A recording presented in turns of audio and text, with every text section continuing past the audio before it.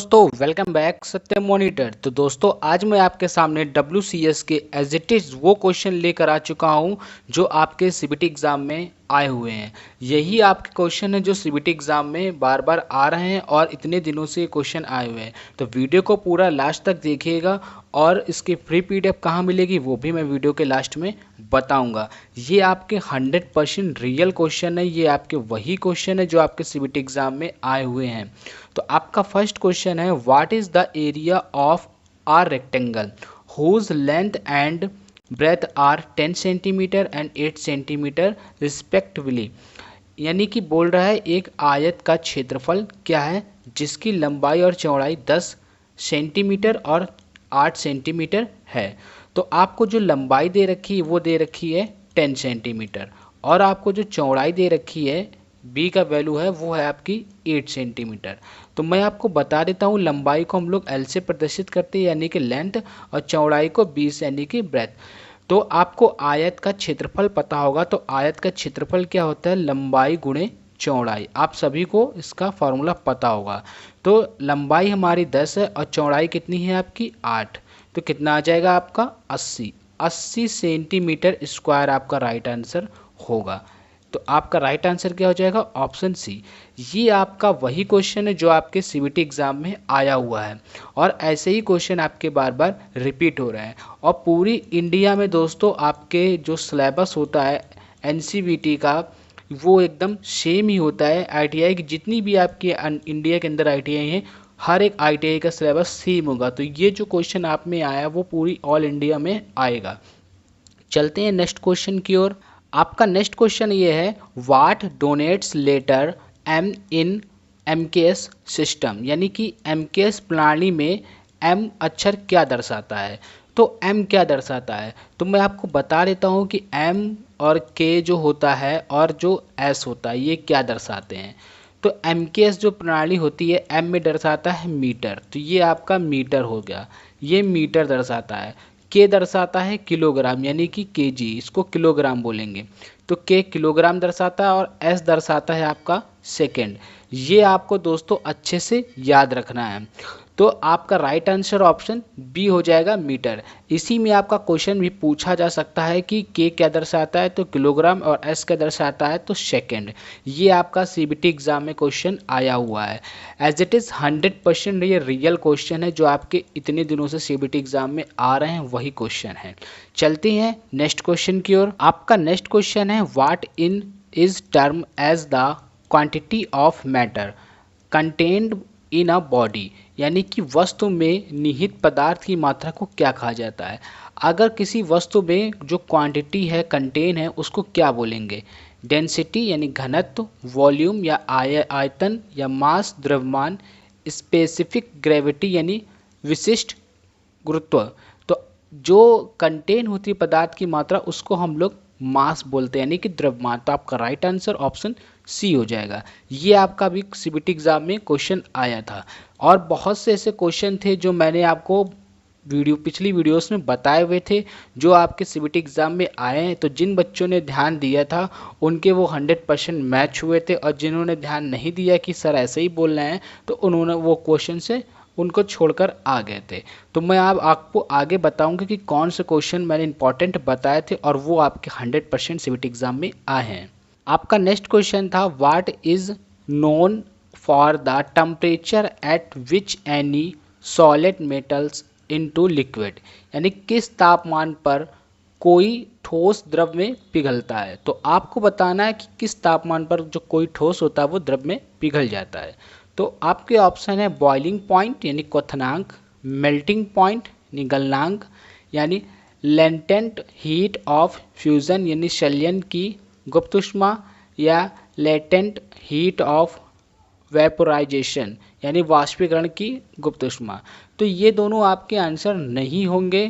क्वथनांक वो होता है जब आपका पानी उबलना चालू होता है और गलनांक वो स्थिति है जब आपको कोई चीज़ पिघलने लगती है।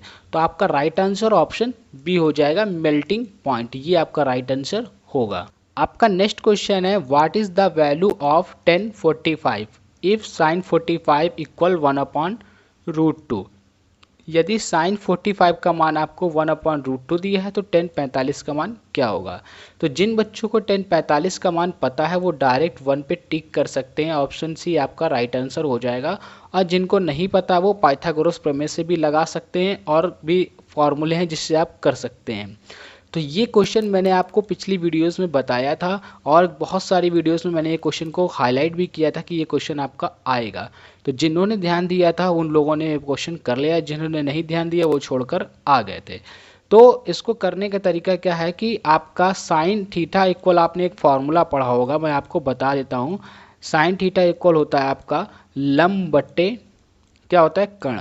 तो जो लंब बटे कर्ण क्या है, आपने लाल बटे कक्का पढ़ा होगा, तो इसी को L यानी लंब है आपका, लंब कितना है 1 है यहाँ पे, ठीक है, और कर्ण कितना है आपका 2। और फिर आपको जब पाइथागोरस प्रमेय लगाएंगे तो पाइथागोरस प्रमेय क्या होती है, कर्ण का स्क्वायर इक्वल हो जाएगा आपका आधार का यानी लंब का स्क्वायर। आप चाहे पहले आधार रखें चाहे लंब, क्योंकि दोनों प्लस में होते तो कोई दिक्कत नहीं है, लंब का स्क्वायर प्लस आधार का स्क्वायर। तो ये आपका फॉर्मूला होता है। तो लंब आपका कितना दे रखा है 1 का स्क्वायर, आधार आपको दिया नहीं, इसको ABC आप लेट कर लीजिएगा, मान लीजिएगा। आधार को मैंने मान लिया x, तो प्लस का यहाँ पे मैंने x स्क्वायर कर दिया, और कर्ण जो है आपका वो √2 का स्क्वायर, ये मैंने कर लिया। यहाँ पे आपको एंगल 45 करना होगा, तभी आपका लगेगा कि आपने फिगर इस साइड से लिया है। तो ये आपका आएगा 2 और ये हो जाएगा 1 और ये प्लस का x स्क्वायर ही रहेगा। फिर 2 - 1 इक्वल क्या आ जाएगा आपका x स्क्वायर। तो आप जब सॉल्व करके निकालेंगे तो x इक्वल कितना निकलेगा 1, ये स्क्वायर में रहेगा, फिर ये क्या हो जाएगा, इस पे आपका रूट चढ़ जाएगा 1 पे, तो कितना निकल के आएगा 1, तो आपका 1 आ जाएगा। तो अब जब ये 1 आ चुका है आपका आधार, तो tan थीटा बराबर फॉर्मूला क्या होता है, tan थीटा बराबर होता है लंब बट्टे आधार। तो tan 45 का मान क्या हो जाएगा आपका लंब बट्टे आधार यानी 1/1, तो कितना निकल के आएगा आपका 1, तो आपका 1 राइट आंसर होगा। तो इस मेथड से भी आप कर सकते हैं और डायरेक्ट भी आप टिक कर सकते हैं। आपका नेक्स्ट क्वेश्चन था what is the ratio of power output of power input. तो शक्ति आउटपुट और शक्ति इनपुट का अनुपात क्या होता है। तो जो शक्ति आउटपुट होती है पावर आउटपुट और पावर इनपुट, तो उसका जो अनुपात होता है वो होता है एफिशिएंसी यानी क्षमता। तो आपका राइट आंसर ऑप्शन सी हो जाएगा। क्वेश्चन आपका जो सीबीटी एग्जाम में आ रहा है आपका, तो वो ये पूछा जा रहा है, बहुत सिंपल है, how many watts for 1 horsepower in British system, यानी कि ब्रिटिश सिस्टम में 1 हॉर्स पावर कितने वाट्स होते हैं। तो आप सबको पता होगा कि 1 हॉर्स पावर में 746 वाट्स होते हैं, तो आपका राइट आंसर ऑप्शन बी होगा। ये बहुत ही इंपॉर्टेंट क्वेश्चन है दोस्तों, और ये बार बार आपके सीबीटी एग्जाम में पूछा जा रहा है, और ये आपके ITI फर्स्ट ईयर की वर्कशॉप कैलकुलेशन के क्वेश्चन है। आपको अच्छे से एनालाइज कर लेना है, और ये बहुत इंपॉर्टेंट क्वेश्चन है।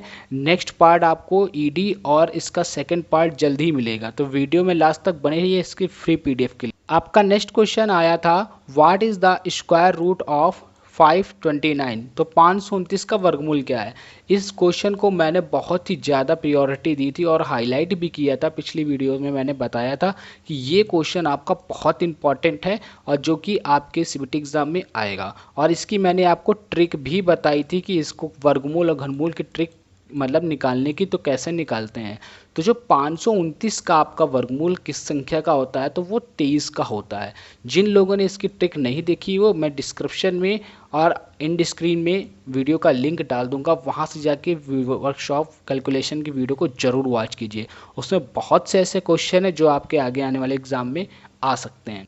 आपका नेक्स्ट क्वेश्चन ये रिपीट हो रहा है कि what are the 2 classification of system of units. तो इकाइयों की प्रणाली के 2 प्रकार कौन से हैं। तो इकाइयों की जो 2 प्रणाली होती है वो होती है फंडामेंटल एंड ड्राइवर्स, यानी मौलिक और व्युत्पन्न। तो आपका राइट आंसर ऑप्शन सी होगा। बहुत बच्चे ब्रिटिश एंड मैट्रिक में टिक लगाते, लेकिन ये आपका सही नहीं, आपका राइट आंसर ऑप्शन सी होगा। आपका नेक्स्ट क्वेश्चन आया था what is the value for specific heat of water, यानी कि पानी की विशिष्ट ऊष्मा का मान क्या है। तो जो पानी की विशिष्ट ऊष्मा का मान होता है वो होता है 1। तो आपका राइट आंसर ऑप्शन डी होगा। आज मैंने आपको WCS यानी वर्कशॉप कैलकुलेशन साइंस के फर्स्ट ईयर के CBT एग्ज़ाम में आए हुए अब तक के जो क्वेश्चन थे वो करा दिए हैं।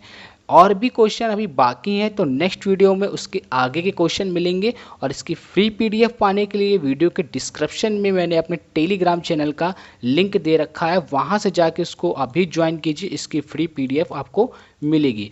चैनल को सब्सक्राइब कर दीजिए और वीडियो को लाइक और शेयर करिए और कमेंट करके बताइए कि वीडियो आपको कैसा लगा और ये वही क्वेश्चन है या नहीं है। आप इसका 100% प्रूफ खुद से पूछ सकते हैं या अपने दोस्तों से पूछ सकते हैं। तो मिलते हैं नेक्स्ट वीडियो में। और नेक्स्ट वीडियो आपकी ED पे होगी। बहुत बच्चों की कमेंट आ रही थी कि सर ED पे एक वीडियो बनाइए, क्योंकि जो मैंने वीडियो बना रखी थी ED पे, उस पर कुछ क्वेश्चन आपके एग्जाम में पूछे जा रहे हैं और बहुत से क्वेश्चन आपके बाहर से आ रहे हैं।